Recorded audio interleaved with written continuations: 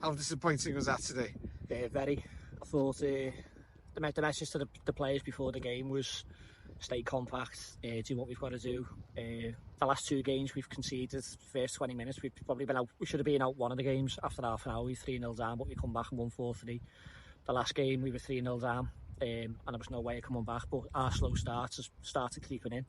So we said to them today, you know, we can't have a slow start. We want a good start, not to concede, not to be chasing the game. And we couldn't argue with that at half time. They'd done exactly what we wanted first half.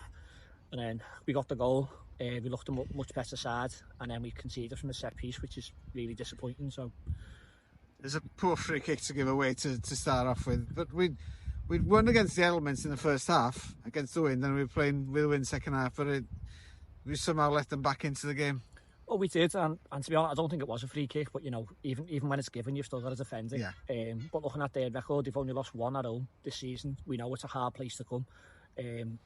Before the game, would we have took a draw? Probably no. We want to win every single game, but it's trying to be as positive as we can. But we are disappointed today.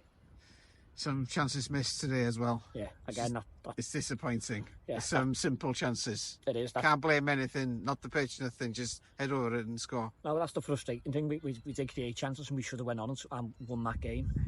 And again, it's down to the individual, so you know they'll take responsibility. That's it. How do you look at the second position now? Is it still in our hands?